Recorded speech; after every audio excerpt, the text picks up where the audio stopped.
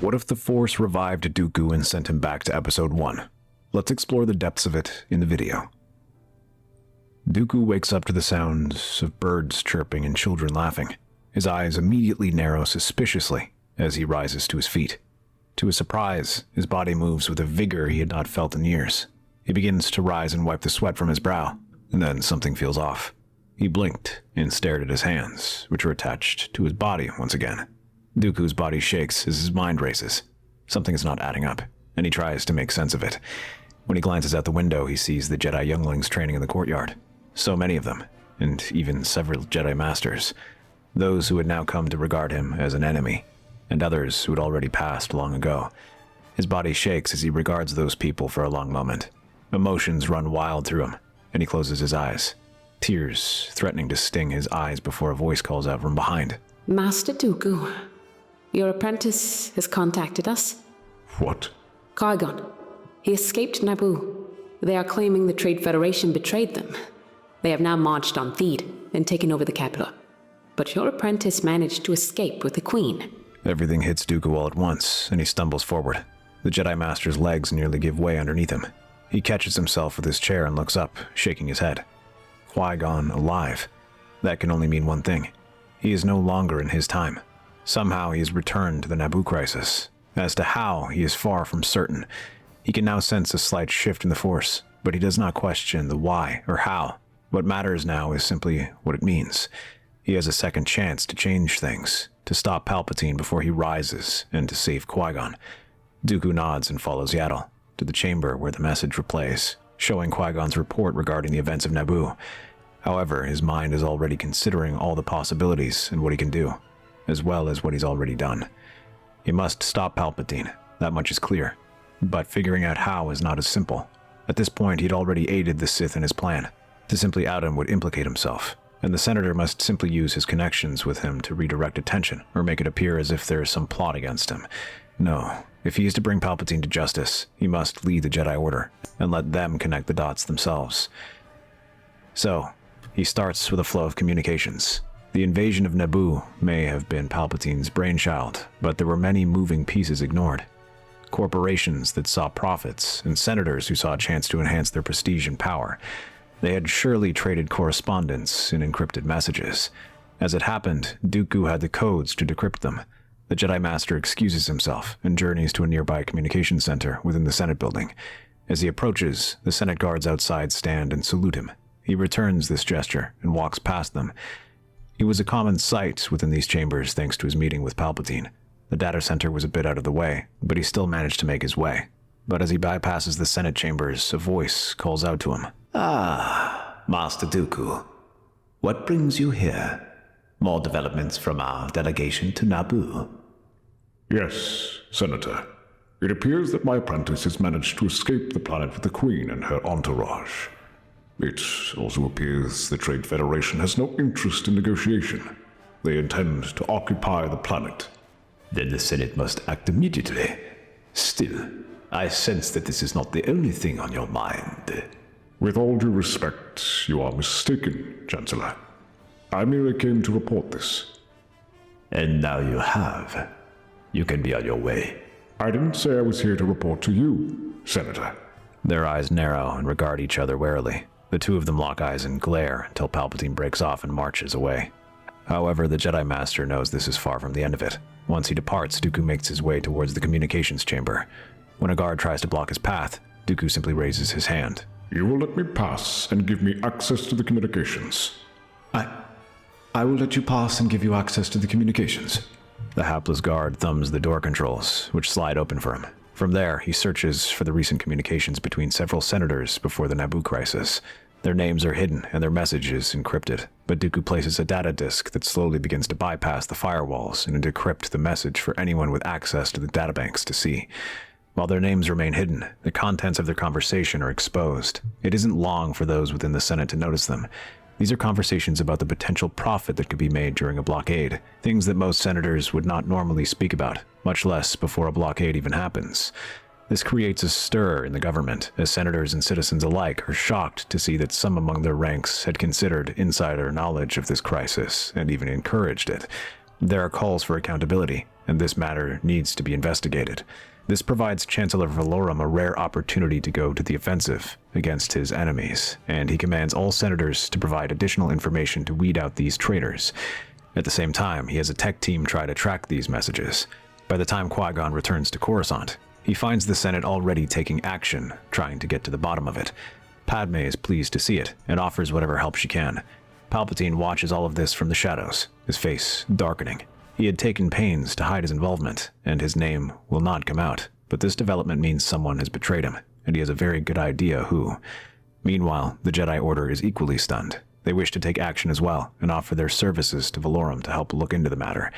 The embattled Chancellor welcomes this offer, and sees it as a chance to prove himself. He publicly declares his support for the Jedi-led investigation. As the Council gathers to plan their next move, Dooku joins them. They recommend looking in Naboo, or further in Senate databanks, but he knows these are pointless endeavors. Palpatine's agents are already working to scrub any involvement, so instead, Dooku privately approaches Mace as he's leaving the council chambers. If I can suggest something, Masters, I believe I might have a lead. I decided to look through the databanks, and I noticed one of the engineers who installed it was an employee of the Trade Federation. An employee, you say? So perhaps he might have some answers. How do you propose we contact him? Well, according to my sources, he frequents a certain club in the entertainment district. Perhaps we could approach him there and get our answers. He activates his holodisc and shows the club in question. The Jedi Master's face falls as he sees just what sort of establishment it is. You can't be serious, Dooku. I'm afraid so. Very well. Master Yoda, we're going to Swizzle Sticks, and we won't be back until late. Have fun. Good music they play. The pulsing rhythm of deep bass echoes from the club's heart, reverberating through the walls like a living thing. Light, neon blue, red, and gold flickers across the sweat-slicked walls and haze-choked corridors. Patrons of every species and fashion line the bar and dance floors.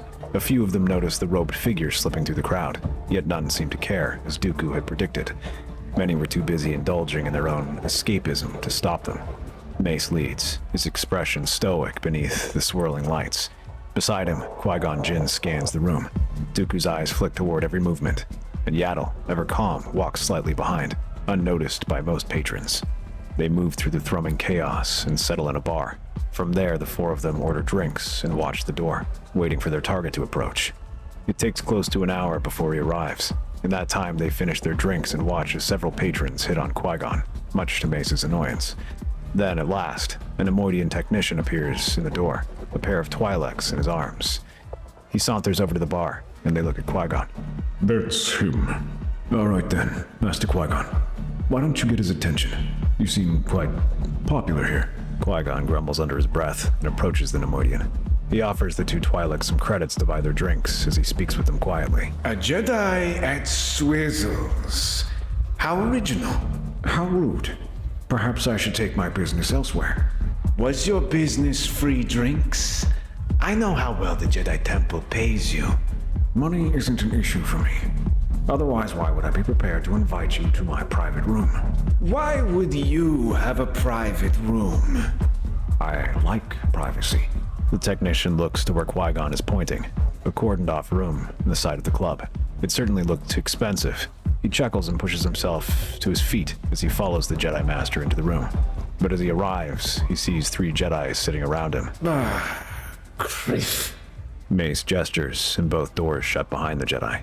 Dooku raises a hand, casting a muffling field over the room to keep sound from escaping. I didn't do anything. Mace slams a hand on the table, revealing his lightsaber, but Yaddle gestures for the man to calm down. You have nothing to fear. We simply have some questions. Did you install the encryption software in the Senate databanks? I did, Master Jedi. Then you know the identities of those in the conversations. I am not at liberty to say. It is company policy. Mace slams his fist into the table again, cracking the center and causing the technician to jump back and shriek. A shame you'll be going out this way. I was getting rather fond of you. Forgive me, friend. He lacks my patience. I was just following instructions. It was just a job. Who hired you? Surely you can answer that.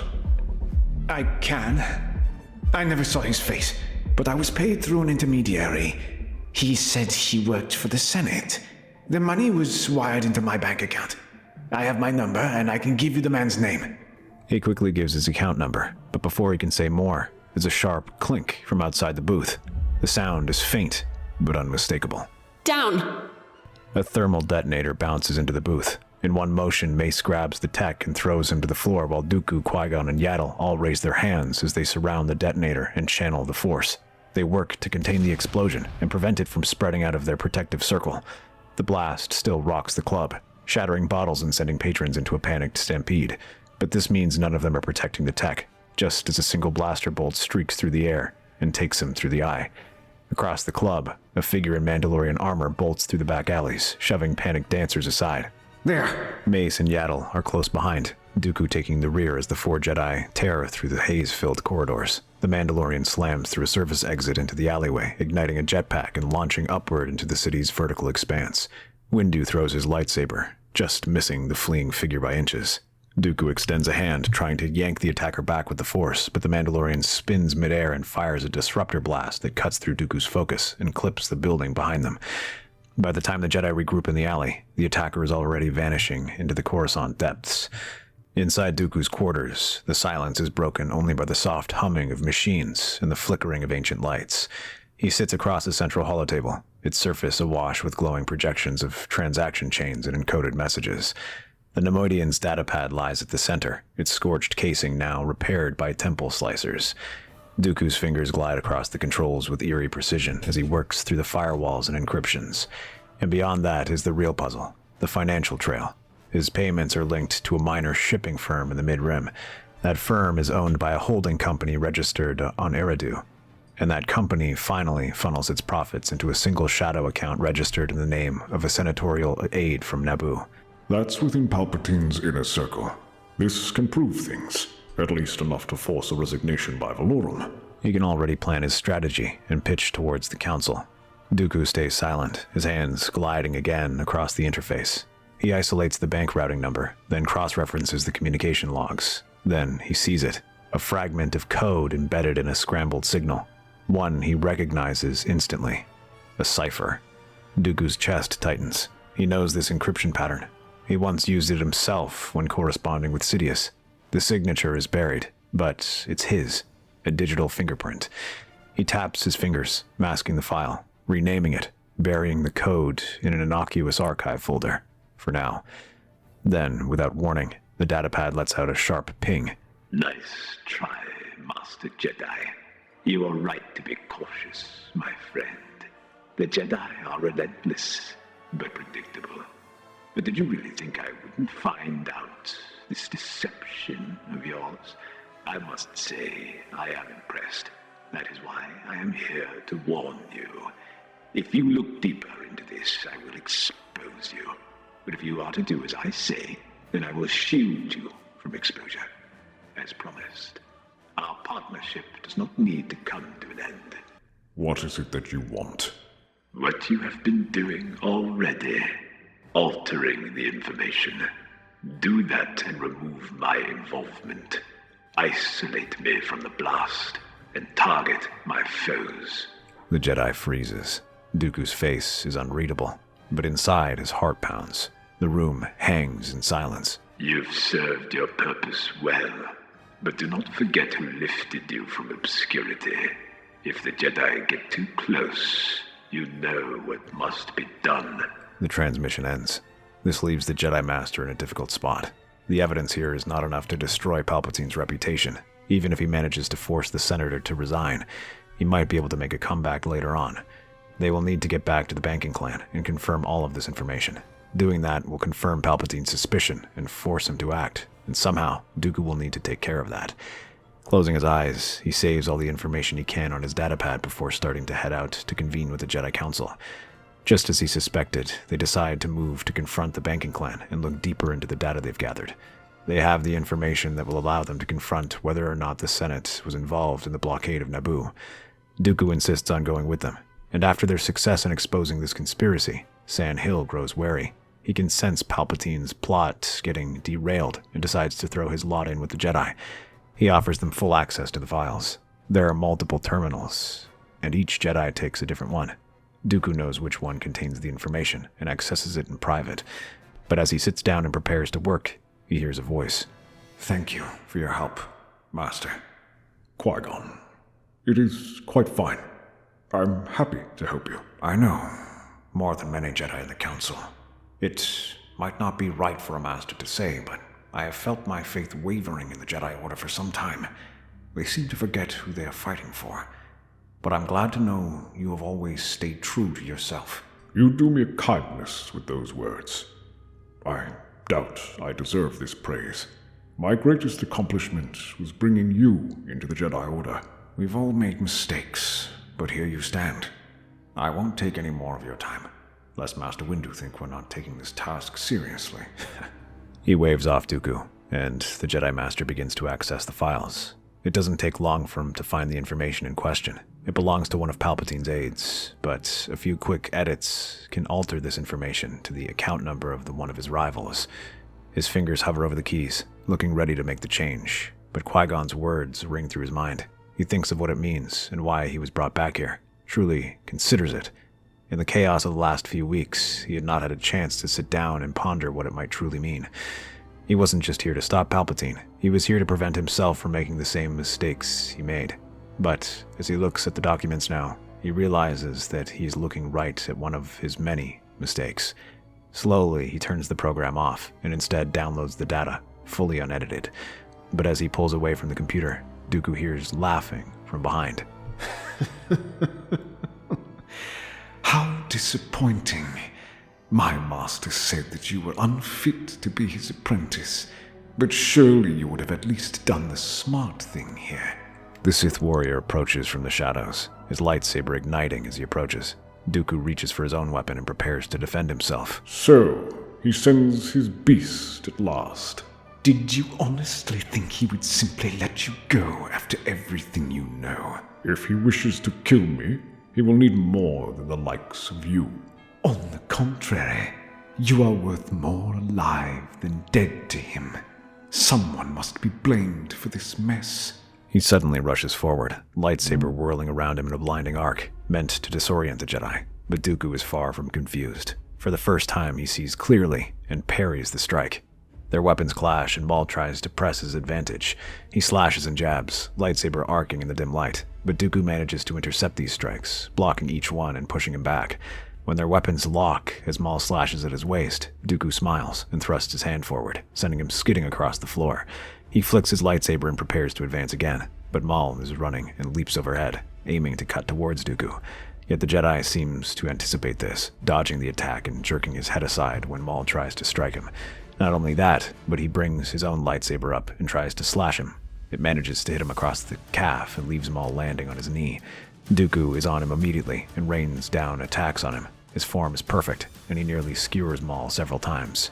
The Night Brother narrowly avoids these strikes as Dooku's movements seem inexorable.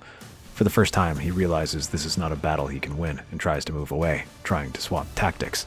Thinking quickly, he hurls his lightsaber at the computer console and scatters its circuits. They overload in an instant, sending sparks flying, and a small explosion rattles the room. In the chaos, Maul manages to escape, leaping into the shadows. His presence is replaced by the Jedi who all file in, weapons drawn, and look around. Their eyes fall on Dooku, who stands in the center of it, his lightsaber still in hand. Mace is the first to step forward. What is going on here? Dooku looks at his friend. A dozen lies run through his head that he can tell. Instead, he bows his head and lowers his weapon. A Sith attacked me. The one who Qui-Gon described. He destroyed the terminal because I refused to cooperate with him. He demanded that I change the information on the banking account. Why would he think he would do that? Because I have been in contact with him before. There is a long moment of silence as the three regard him. They stare at him, their expressions changing from shock to confusion, and then to betrayal. Yaddle shakes her head and looks away. Qui-Gon stares at his former master, struggling to comprehend, and Mace simply looks angry. In a moment, he crosses the threshold and holds his lightsaber against his neck. If what you say is true, then you have betrayed the Jedi Order, regardless of what happened here. I have. Though I have salvaged whatever information I can. He produces the data chip, which the bald Jedi promptly snatches from his hand. He doesn't remove the lightsaber from Dooku's throat as he gestures for them to look around. Gather what information you can. I will be speaking to our old friend Dooku. The two nod. Yaddle still shaking her head, but Qui-Gon spares him a look, one that is a mixture of confusion and despair. In that moment, Dooku would have wished Mace had finished him off, yet the Jedi simply grabs him by the sleeve and guides him back towards his ship. There, Mace downloads the data Dooku managed to obtain and reads it over. His face darkens as it confirms what they had expected. The aide who was paying the technician was indeed from Naboo. He operated a bank account based on Theed, and it was still operating during the invasion. And yet, the news of Dooku's betrayal casts a doubt on everything. How could they trust anything that comes out of his mouth? Something now nags at the back of Mace's mind, a flicker of doubt at his old friend. Where is the rest of the information? That is all of it, I assure you. I did not alter anything. You know I cannot believe that, old friend. Not after everything you just said. I must assume anything you provide is tainted, as will the Jedi Council. Meanwhile, the two remaining Jedi and their team work over the computer, gathering the shattered components and looking to see if there's anything they can save. There isn't much, but they do what they can. Neither one says as much as they are engrossed in the task, and neither one has much to say after. Then, the air shifts. The wall explodes. Shards of metal and sparks rain down on the Jedi. Smoke floods the room, firelight flickering through the haze. From the wreckage, Maul emerges first, cloak flaring from behind. Jango Fett follows, jetpack hissing as he descends. 3 Mandalorian warriors rush in behind them, weapons already raised. Blaster fire erupts. Yaddle moves first, her lightsaber a blur of green as she deflects bolt after bolt. Each motion is precise, effortless.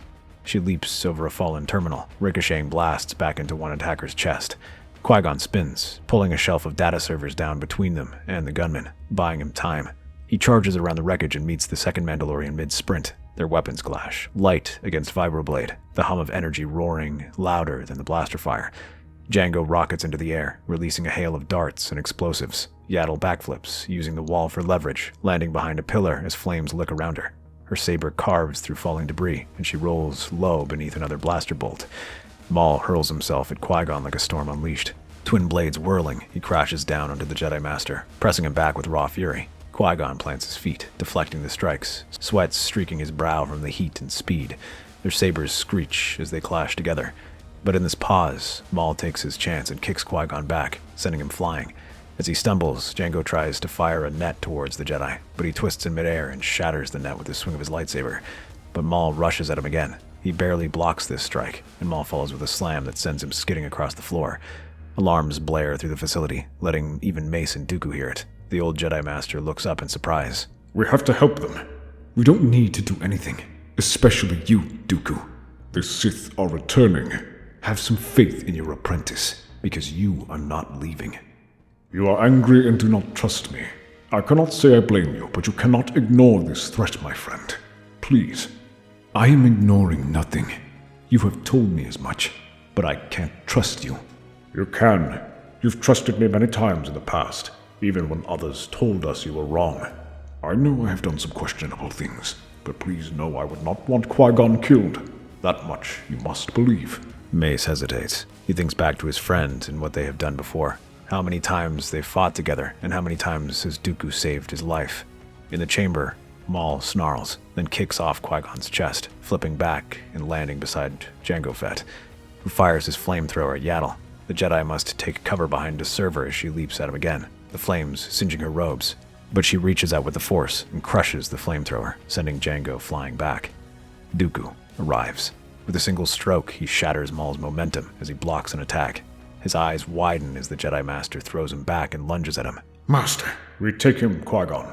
Together. Meanwhile, Mace follows and rushes towards Jango, who throws a thermal detonator. But the Jedi explodes it in midair. Then, with a single swing, he destroys his blasters. Yaddle leaps from behind and drives her lightsaber into his chest as Mace decapitates him. Meanwhile, Maul and Dooku are locked in a deadly rhythm as their two styles contrast and meld together. Precise form against wild aggression. Light against darkness. Dooku dances backward through the firelight, then lunges, his blade slicing across Maul's ribs. The Zabrak hisses, but doesn't slow. Mace is right behind him and drives through the blaze and slams him into a pillar.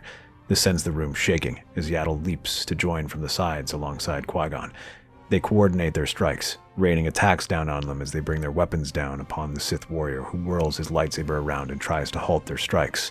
His staff twirls around and intercepts their blows as Maul looks at the room's cracking foundation and uses the Force to begin ripping the rubble out. This forces the Jedi to scatter, but Dooku raises a hand and halts the rubble midair, then hurls it at Maul. The makeshift barrage forces him into a retreat. He surges at Dooku again, driven by hatred, but he doesn't get close. As he approaches, Yaddle and Mace intercept him and strike from the sides. He whirls aside from the strikes, but their lightsabers nick him and leave him stumbling. He looks up to see Mace and Dooku before him, their lightsabers striking in perfect coordination. Maul tries to spin his lightsaber, but both drive into him. His eyes widen as he falls to the ground. With that, they return to Coruscant and use the data provided by Dooku. He provides his full, unaltered testimony, confessing to everything he has done and showing their correspondence with Palpatine and how he had helped in the blockade of Naboo. When the Senate questions Dooku on his role, he confesses everything, saying how he had willingly gone along with all of this because of his disillusionment with the Republic. Because of that, he is also arrested, but Palpatine's reputation is completely shattered, and he is forced to resign and undergo an investigation. The Jedi now monitor his every activity, but as Dooku is led away, he catches a glimmer of approval from Qui-Gon, who offers him a reassuring nod. That is enough for Dooku to raise his head and march off. That's our theory. The Star Wars universe is a galaxy filled with exciting stories and possibilities, and we love exploring them. If you want to accompany us on this journey to a galaxy far, far away, then please like, share, and subscribe to our channel.